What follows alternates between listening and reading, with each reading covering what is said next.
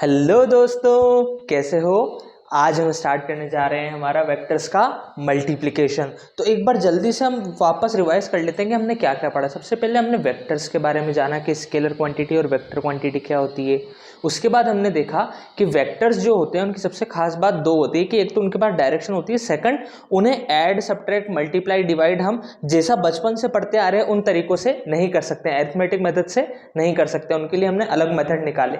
Addition और subtraction के लिए हमने देखा था पैरेललोग्राम लॉ, और उसके बाद हमने रिजोल्यूशन ऑफ वेक्टर देखा और रिजोल्यूशन की मदद से हम कार्टेशियन फॉर्म समझे। अब हम स्टार्ट करने जा रहे हैं कि वेक्टर्स को मल्टीप्लाई कैसे करते हैं। सर फिर डिवाइड भी पढ़ना पड़ेगा क्या? नहीं, खुशी की बात यह है कि वेक्टर्स को डिवाइड नहीं कर सकते हैं, तो वेक्टर्स में डिवीजन नहीं पढ़ेंगे। आहा, चल ठीक है, अब तो मेरे को मजा आ गया। अब तो मैं मल्टीप्लिकेशन अच्छे से पढ़ूंगा।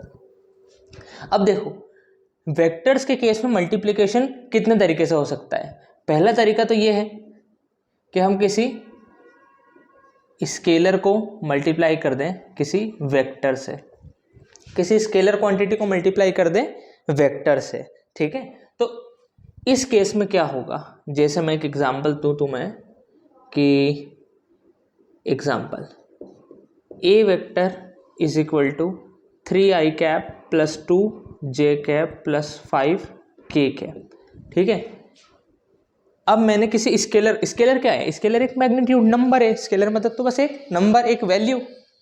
तो सपोज करो मैंने इसे मल्टीप्लाई कर दिया 5 से कि 5a कितना होगा, 5a कितना होगा। तो 5a कितना होगा, इन सभी को 5 से मल्टीप्लाई कर दो। तो इन सभी को 5 से मल्टीप्लाई करेंगे तो 5 3 15i cap plus 5 2 10j cap plus 5 5 25k cap.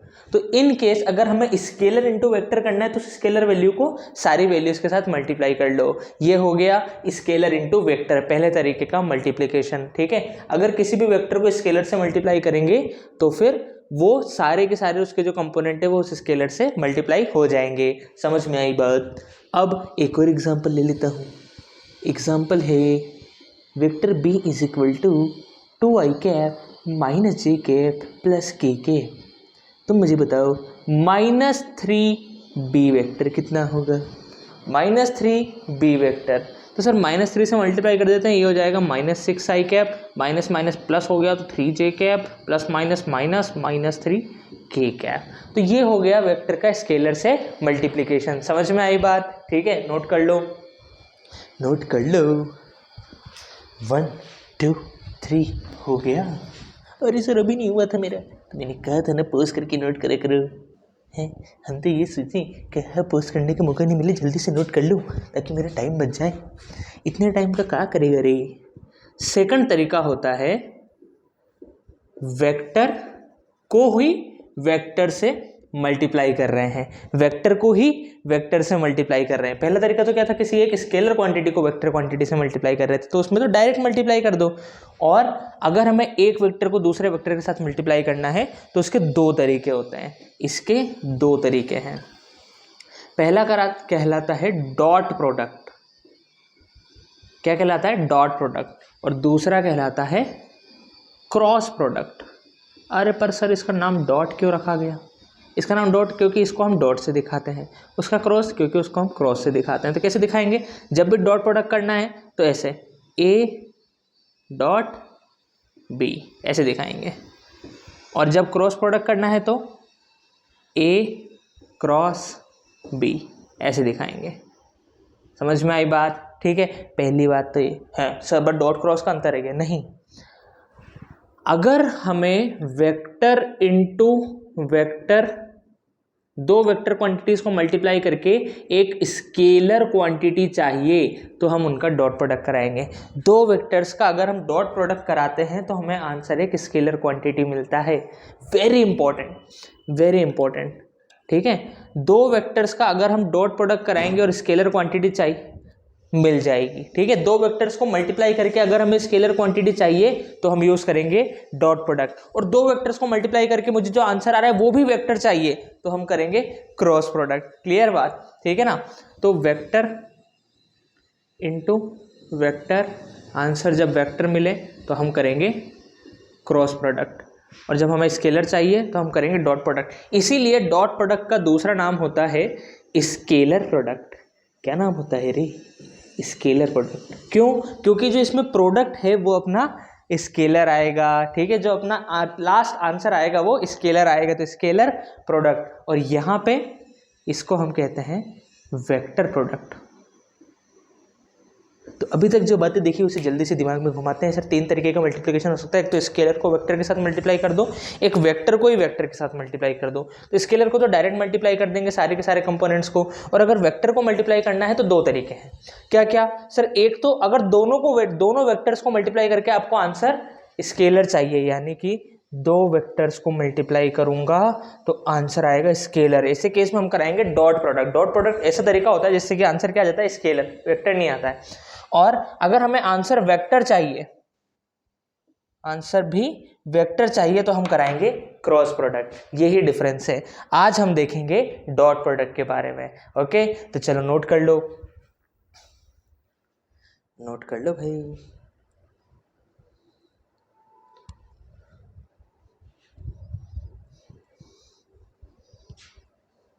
हो गया क्या?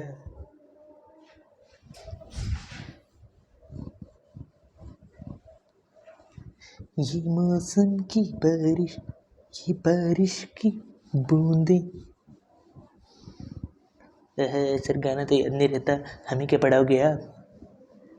अच्छा, मेरा एक दोस्त था कॉलेज में, उसे कभी भी कोई भी सॉन्ग की सही लिरिक्स याद नहीं रहती थी, कभी भी। एक सॉन्ग उसने याद किया था एकदम अच्छे से, और वो था एड शीरन का परफेक्ट। उसे वो इतना पसंद आया कि उसने इतना सुना और उसने एक एक लाइन रट ली। उसके अलावा हर गाने की गलत लिरिक्स गाता था वो।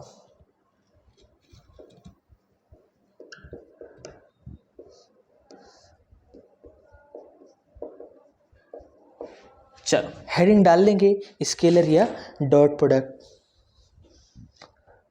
कर लो नोट। तो सपोज करो कि हमें 2 वेक्टर्स, एक है इस तरफ ए वेक्टर, एक है इस तरफ बी वेक्टर, जिनके बीच में एंगल है थीटा। इनके बीच में इन दोनों का डॉट प्रोडक्ट कराना है। इन दोनों का क्या कराना है? Dot product. तो हम किस तरीके से कराएंगे? ठीक है, इन दोनों का डॉट प्रोडक्ट कराना है। तो इसको कराने का एकदम सिंपल तरीका है। आंसर हमारा क्या आएगा? एक नंबर ही आएगा, स्केलर क्वांटिटी ही आएगी, है ना, सी। तो हम ये बोल सकते हैं कि सर ए डॉट बी जो होता है ना, स्केलर जो आएगा उसकी वैल्यू है ए का मैग्नीट्यूड इंटू बी का मैग्नीट्यूड इंटू इनके बीच का एंगल कॉस थीटा। ए का मैग्नीट्यूड, बी का मैग्नीट्यूड इंटू इनके बीच का एंगल, ठीक है, ए बी कॉस थीटा। समझ में आई बात? क्या किया हमने कि सर इसका मैग्नीट्यूड लिया, इसका मैग्नीट्यूड लिया और इनके बीच का एंगल ले लिया। सर ऐसे रियल लाइफ में भी यूज़ होता है क्या? हाँ, कहाँ होता है सर? जब तुमने वर्क डन का नाम सुना होगा, है ना, एग्जाम्पल वर्क डन। सर हमने तो नहीं सुना, 9th में तो हम पाप करके आए हैं। वर्क डन, वर्क डन जो होती है ये होती है स्केलर क्वांटिटी। और इसको जब तुमने 9th में सीखा था ना, तो इसका फॉर्मूला होता है force into displacement. Force into displacement. अब फोर्स है एक वेक्टर क्वांटिटी और डिस्प्लेसमेंट भी है एक वेक्टर क्वांटिटी। तो 2 वेक्टर को मल्टीप्लाई करके मुझे चाहिए स्केलर क्वांटिटी। तो हम क्या यूज़ करेंगे? डॉट प्रोडक्ट के। इस वेक्टर का डॉट प्रोडक्ट करा दो दूसरे के साथ, के वर्क डन हो जाएगा F dot S, force dot displacement. समझ में आई बात? जब 2 वेक्टर्स का मल्टीप्लाई करके हमें स्केलर क्वांटिटी चाहिए होती है तो हम यूज़ करेंगे डॉट प्रोडक्ट का। क्लियर है ना? और कैसे करेंगे? सर इसका मैग्नीट्यूड, इसका मैग्नीट्यूड और इनके बीच में एंगल का कॉस। ठीक है, एक एग्जांपल करते हैं तो ज़्यादा फील आएगी। ठीक है, क्वेश्चन, किसी बॉडी पे फोर्स लग रहा है इस डायरेक्शन में, नहीं, रियल लाइफ टाइप का एग्जांपल लेते हैं। ठीक है, जैसे ये ले लिए मिनी ट्रॉली बैग,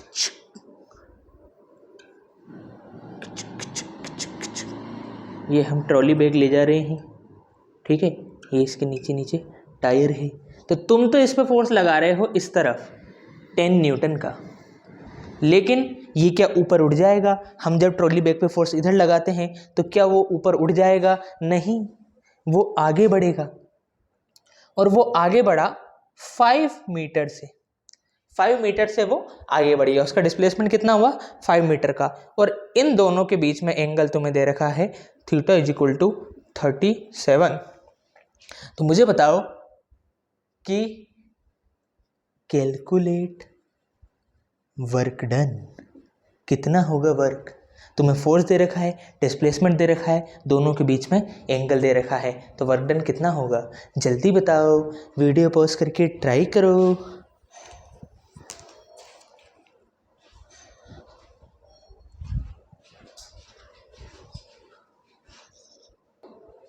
हाँ भाई, तो चलो निकालते हैं। सर वर्क डन होता है F.S, यानी कि F.S cos थीटा। तो फोर्स का मैग्नीट्यूड हमें पता है 10, डिस्प्लेसमेंट का मैग्नीट्यूड हमें पता है 5, cos इनके बीच में एंगल कितना है 37, तो cos 37 की वैल्यू हो जाएगी, कितनी हो जाएगी रही 4/5, 4/5 हो जाएगी, 5 से 5 कैंसिल हो जाएगा, 10 4 40 जूल होती है वर्क डन की यूनिट, तो 40 विल बी द आंसर। समझ में आई क्या बात, नोट कर लो, नोट करो भाई, नोट करो। आगे बढ़े तो सिंपल सी बात क्या ध्यान में रखनी है, दो बहुत इंपॉर्टेंट चीजें हैं डॉट प्रोडक्ट की। पहली तो ये कि जब दोनों वेक्टर्स को मल्टीप्लाई करेंगे तो स्केलर आएगा, ये बात दिमाग में परमानेंट बसा के रखो कि जब दो वेक्टर्स को मल्टीप्लाई करो स्केलर आए मतलब डॉट प्रोडक्ट है। और दूसरी बात ये कि A dot B is equal to A B cos theta, A dot B is equal to A B cos theta. ठीक है, अब क्वेश्चन नंबर 2, क्वेश्चन नंबर 2 है कि एक गाड़ी है, सर मर्सिडीज बेंज, इसके नीचे तुम लेटे हुए हो और इस गाड़ी को ऐसे ऊपर उठाना चाह रहे हो, ऐसे ऊपर उठाना चाह रहे हो तुम। ठीक है, बाहुबली बनने का शौक चढ़ गया कि सर मैं अभी अभी जिम होके आया हूँ, अभी मैं उठा लूंगा इसको, देखना। और इतने में तुम ऐसे लेटे हुए, ठीक है, टायर ऐसे हैं और तुम ऐसे लेटे हुए हो यूं, और ऐसे उठा रहे हो उस गाड़ी को, लेकिन इतने में तुम उस पर फोर्स लगा रहे हो सपोज 50 न्यूटन का। कितना फोर्स लगाया 50 न्यूटन का, लेकिन तभी गाड़ी में कोई बैठे हुए थे और इसने गाड़ी चला दी, गाड़ी चला दी और कितना चलाई 10 मीटर चला दी। सर राम नाम सत्य हो गया फिर तो हमारा, हो गया, अब हो गया, और बनो बाहुबली, जिम जाएंगे, पढ़ाई का टाइम, पढ़ाई करो, और फिजिकल एक्टिविटी करनी है तो कुछ स्पोर्ट खेलो, जिम में जाने की एज नहीं है अभी, समझ गए, बॉडी वॉडी बना लेना बाद में। है सर जिसे आप बोल रहे हो, हाँ देखो भाई फिजिकल स्पोर्ट्स खेला करो, sports is the best physical activity, gymming swimming का अभी फ़ायदा नहीं है कुछ ज़्यादा। तो इस कार पे ऊपर की तरफ फोर्स लगाया गया 50 न्यूटन का और आगे मूवमेंट हुआ 10 मीटर का। तो मैं पूछना चाह रहा हूं what is the work done of the 50 Newton force. ये जो तुमने 50 न्यूटन फोर्स लगाया अपनी जान देके, उसका कितना वर्क डन होगा, जल्दी से बताओ मुझे, कितना वर्क डन होगा रे। देखो sir work done is equal to F S cos theta, क्योंकि ये हो जाता है एफ डॉट एस। तो फोर्स है 50, डिस्प्लेसमेंट है 10, और इन दोनों के बीच में एंगल कितना नजर आ रहा है तुम्हें, सर ये तो ऊपर लग रहा है, वो आगे जा रही है, तो कितना एंगल है 90 डिग्री का दिख रहा है क्या, तो कॉस 90, हाँ कॉस 90 तो जीरो होता है, कॉस 90 जीरो, तो ये पूरे का पूरे जीरो, यानी कि वर्क डन जीरो, हाँ या ना। तो यहाँ से एक बहुत इंपॉर्टेंट कंक्लूजन पे जा रहे हैं, बहुत इंपॉर्टेंट कंक्लूजन पे, क्या कि अगर दोनों वेक्टर एक दूसरे के परपेंडिकुलर हैं तो ए डॉट बी जीरो हो जाएगा, अगर ए बी के परपेंडिकुलर है तो ए डॉट बी जीरो हो जाएगा। समझ में आई बात, ठीक है, तो नोट करेंगे इस बात को।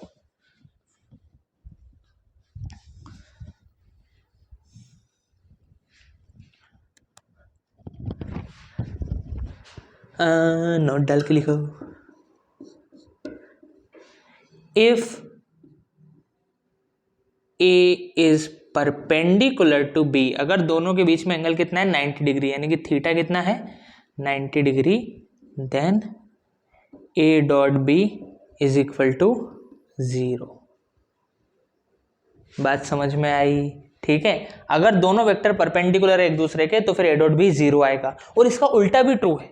इसका उल्टा क्या कि अगर ए डॉट बी जीरो है, ए डॉट बी जीरो है और ये बता रखा है कि ए भी जीरो नहीं है बी भी जीरो नहीं है, इसका मतलब उनके बीच में एंगल कितना होगा 90 डिग्री। ठीक है, ए भी जीरो नहीं है बी भी जीरो नहीं है, लेकिन ए डॉट बी जीरो है, इसका मतलब उनके बीच में एंगल कितना होगा 90 डिग्री। ठीक है, तो इस बात को ऐसे भी लिखो और घुमा के भी लिखो। मैथ्स में पढ़ा होगा कम्यूटेटिव प्रॉपर्टी, है ना, उस पर भी आएंगे हम। देखो if A dot B is equal to zero, अगर ए डॉट बी जीरो होता है तो इसके तीन कारण हो सकते हैं। क्या क्या सर? या तो अपना ए वेक्टर ही जीरो हो जाए, है ना, ए वेक्टर का जो मैग्नीट्यूड है वो जीरो हो जाए, या फिर बी वेक्टर का मैग्नीट्यूड जीरो हो जाए। सर ये कैसे कह सकते हो आप? देखो ना, ए डॉट बी क्या होता है, ए बी कॉस थीटा, तो ये जीरो कब होगा? जब या तो ए का मैग्नीट्यूड जीरो हो जाए, या फिर बी का मैग्नीट्यूड जीरो हो जाए तो पूरा जीरो, या फिर कॉस थीटा जीरो हो जाए। और कॉस थीटा कब जीरो होता है? थीटा इज इक्वल टू 90 पे, यानी कि ए परपेंडिकुलर टू बी हो जाए।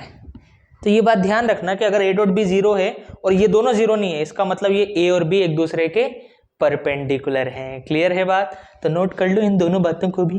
ये छोटी छोटी बातें हम दिमाग में रखेंगे तो हमारे क्वेश्चंस में बड़ा फायदा होगा।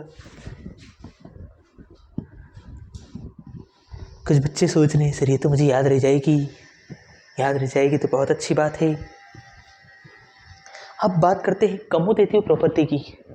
कम्यूटेटिव प्रॉपर्टी, हाँ commutative property.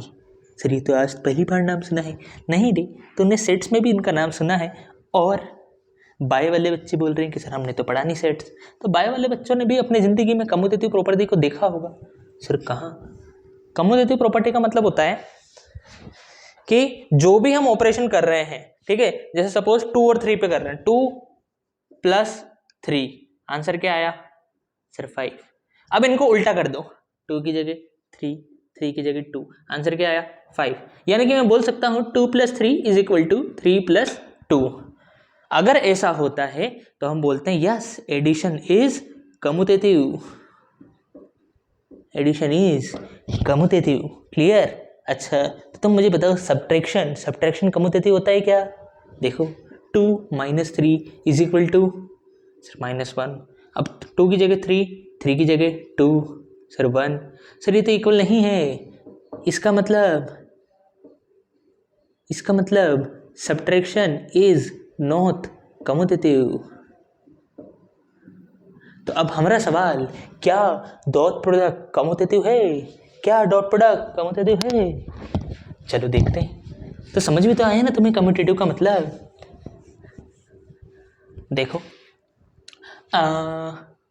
Question is dot product commutative, is dot product commutative, यानी कि इसका क्या मतलब है? कम्यूटेटिव का मतलब क्या है कि ए डॉट बी क्या इक्वल होगा बी डॉट ए के? ये सवाल है। क्या ए डॉट बी इक्वल होगा? अब ए की जगह बी आ गया, बी की जगह ए, बी डॉट ए, ये दोनों इक्वल ही है क्या? ये एक ही बात है क्या? ए डॉट बी लिखें या बी डॉट ए, क्या ऐसा सही है? देख लेते हैं। तो सर एलएचएस की बात करें, एलएचएस क्या है? ए डॉट बी, इसको मैं लिख सकता हूँ ए बी कॉस थीटा, हाँ या ना? आरएचएस की बात कर लेते हैं। आरएचएस क्या आ जाएगा सर? बी डॉट ए, तो ये हो जाएगा बी ए कॉस थीटा। अब ये तो मैग्नीट्यूड है, मैं 2 × 3 लिखूं या 3 × 2 लिखूं, एक ही बात है। तो क्या मैं ए को आगे ले सकता हूं, बी को पीछे ले सकता हूं? ए बी कॉस थीटा, और ये किसके बराबर हो गया? एलएचएस के बराबर। यानी कि ए डॉट बी जो होता है और बी डॉट ए दोनों एक ही बात है, दोनों इक्वल होते हैं। तो हम बोलेंगे yes dot product is commutative. समझ में आई बात? दोनों एक दूसरे के इक्वल होते हैं। A dot B = B dot A. ठीक है, नोट कर लो,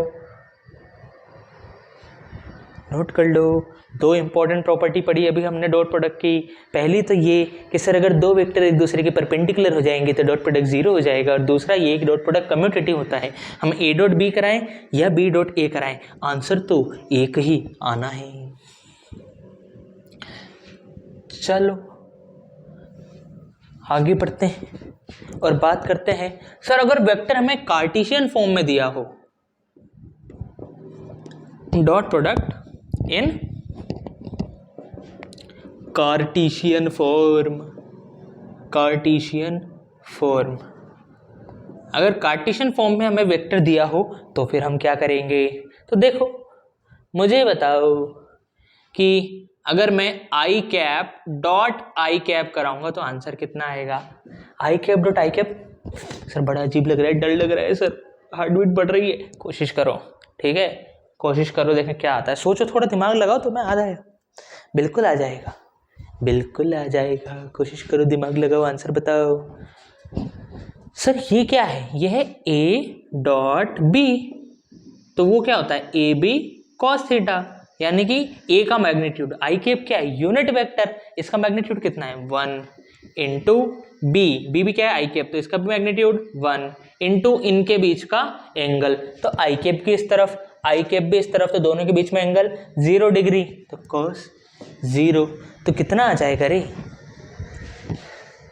सर 1 इंटू 1 कॉस 0 0, कॉस 0 0, जाओ मुंह धो के आओ, फिर नींद में पड़ रहे हो। 1 इंटू 1 इंटू कॉस 0 की वैल्यू 1, तो आंसर आ जाएगा 1, यानी कि मैं बोल सकता हूँ I cap dot I cap 1। तो मुझे बताओ J cap dot J cap कितना होगा? J cap dot J cap, sir same कहानी, देखो इसका मैग्नीट्यूड इंटू इसका मैग्नीट्यूड, यूनिट वेक्टर है ना, तो मैग्नीट्यूड 1 इंटू इनके बीच में एंगल, ये जे कैप ये भी जे कैप, इनके बीच में एंगल 0 डिग्री, तो जे कैप डॉट जे कैप भी 1। तो क्या मैं बोल सकता हूँ सिमिलरली के कैप डॉट के कैप भी 1 हो जाएगा, हाँ या ना? तो हम बोल सकते हैं कि आई कैप डॉट आई कैप और जे कैप डॉट जे कैप, के कैप डॉट के कैप कितना हो जाता है? 1 हो जाता है, ठीक है। और वहीं अगर मैं बात करूं आई कैप डॉट जे कैप कितना होगा रे? जल्दी से बता दो, जल्दी से खुद से ट्राई करो, बताओ मुझे, ठीक है। आई कैप का magnitude 1, sir A B cos theta, इसका मैग्नीट्यूड जे कैप का मैग्नीट्यूड 1 इंटू इनके बीच में angle, I cap X axis की तरफ, जे कैप वाई एक्सिस की तरफ, कितना एंगल है इनके बीच में? 90। अरे सर ये तो परपेंडिकुलर निकले, परपेंडिकुलर निकले तो cos 90 की वैल्यू 0, तो डॉट प्रोडक्ट हो जाएगा 0, आई कैप डॉट जे कैप हो गया 0। अच्छा तो आई कैप डॉट के कैप निकाल के देखते हैं, ये कितना आएगा? सर आई कैप का मैग्नीट्यूड 1, के कैप का मैग्नीट्यूड 1 इंटू इनके बीच में एंगल 90, क्यों? आई कैप इस तरफ और के कैप मतलब जेड एक्सिस बाहर की तरफ, तुम्हारी तरफ, तो इनके बीच में एंगल कितना है? 90 डिग्री, ठीक है। एक्स एक्सिस और जेड एक्सिस के बीच में एंगल कितना है? 90 डिग्री, तो सर ये भी 0 हो जाएगा, तो आई कैप डॉट के कैप भी 0 हो गया, और जे कैप डॉट के कैप बता दो मुझे। सर जे का मैग्नीट्यूड 1, के का मैग्नीट्यूड 1, और जे कैप किधर है? वाई एक्सिस, के कैप तुम्हारी तरफ, तो इनके बीच में भी एंगल 90 डिग्री, तो कॉस 90 ये भी 0 हो गया, तो जे कैप डॉट के कैप भी आ गया अपना 0। यानी कि एक बात चमक रही है सर, इन यूनिट वेक्टर्स को अगर खुद से मल्टीप्लाई करो तो 1, और खुद के अलावा दूसरे से मल्टीप्लाई करो, डॉट प्रोडक्ट कराओ तो 0। ये बात समझ में आई कि सर इन यूनिट वेक्टर्स को खुद से मल्टीप्लाई कराओ तो 1 और दूसरों से मल्टीप्लाई कराओ तो 0। क्लियर है ये बात? ठीक है, तो नोट कर लो, इसे नोट कर लो, फिर कार्टेशियन फॉर्म में डॉट प्रोडक्ट सीखेंगे।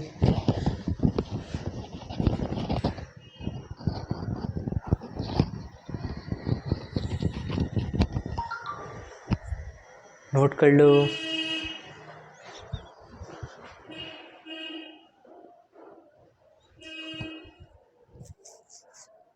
हो गया? चलो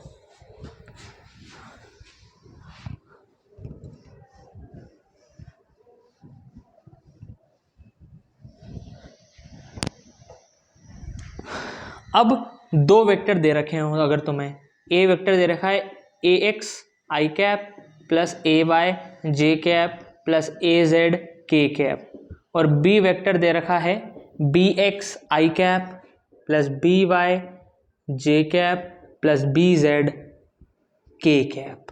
है ना, और तुमसे पूछा जाए कि ए डॉट बी निकालो, ए डॉट बी निकालो, तो कैसे निकालेंगे, कैसे निकालेंगे,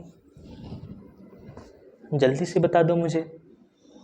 सर बहुत सिंपल है, देखो अगर मैं तुमसे ये बोलूँ कि x plus Y plus Z को मल्टीप्लाई करो p plus Q plus R से, तो तुम क्या करोगे।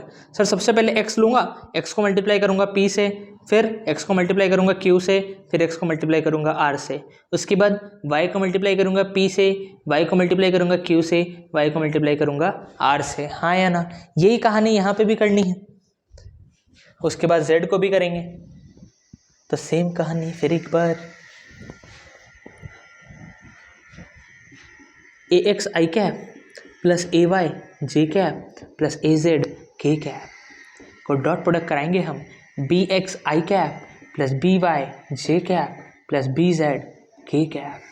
ठीक है, सबसे पहले ए एक्स आई कैप का डॉट प्रोडक्ट कराएंगे पहले के साथ।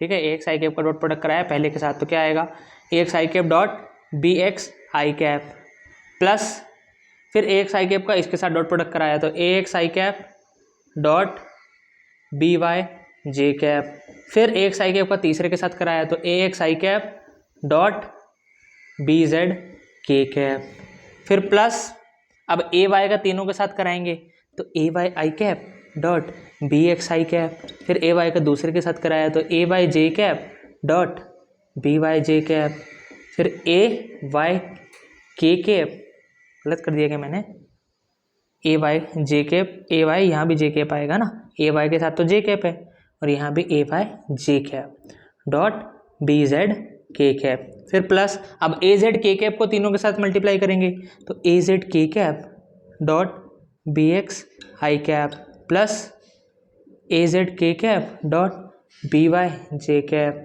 प्लस ए जेड के कैप डॉट बी जेड के कैप।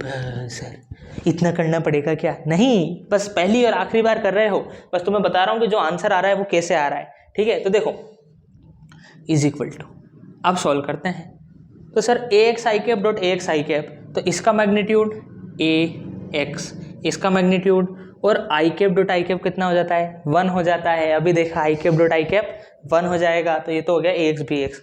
फिर यहाँ देखो ए एक्स बी वाई तो अपन ने बाहर ले लिया, ये क्या हो जाएगा आई डॉट जे, तो मुझे बताओ कि आई और जे, आई डॉट जे क्या हो जाता है, 0 हो जाता है क्या, तो ये हो गया 0, आई कैप डॉट जे कैप, एक है इस तरफ एक है इस तरफ, दोनों में 90 डिग्री का angle 0। Sir I cap dot के कैप, ये भी 0, आई कैप को खुद के साथ डॉट कराएंगे तो 1 आएगा, किसी भी यूनिट वेक्टर को खुद के साथ डॉट कराएंगे तो 1, और बाकी जे और के साथ कराएंगे तो 0। अभी देखा, इसलिए तो देखा था। जे डॉट आई, सर जे ऊपर आई इस तरफ, तो 90 डिग्री का एंगल, ये भी 0। जे डॉट जे ये हो जाएगा 1, तो ये आ जाएगा ए वाई इंटू बी वाई और कॉस 0 डिग्री, तो कॉस 0 की वैल्यू 1। फिर जे कैप डॉट के कैप, जे कैप के कैप 90 डिग्री, तो ये भी हो गया 0। के आई जब भी अलग अलग हो तो 0 होगा, के जे अलग अलग 0, के डॉट के, तो ये हो जाएगा ए जेड बी जेड।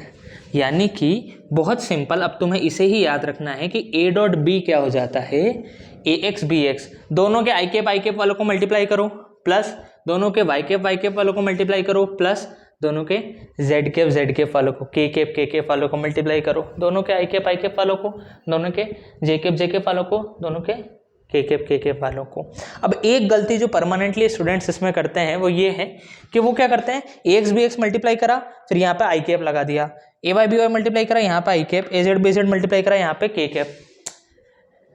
ए डॉट बी डॉट प्रोडक्ट है तो आंसर आएगा स्केलर, आंसर आएगा स्केलर, यानी कि ये भी नंबर आएगा, ये आया 2, ये आया 3, ये आया 1, तो अब तीनों को जोड़ना है, तीनों को जोड़ना है, यहाँ आई कैप जे कैप मत लगा देना। जब भी ए डॉट बी कराओगे तो आंसर एक नंबर ही आएगा, अगर तुम्हारा आंसर डॉट प्रोडक्ट में आई कैप जे कैप आ गया तो वो तो वेक्टर है, और डॉट प्रोडक्ट का आंसर क्या आता है, स्केलर प्रोडक्ट आता है। क्लियर है, तो इस गलती का ध्यान रखना, डॉट प्रोडक्ट कराते time I cap J cap मत लगा देना। क्लियर, नोट कर लो, और बहुत बार होती है मिस्टेक, नोट करो। हो गया, तो चलो एक क्वेश्चन करके बता दो मुझे।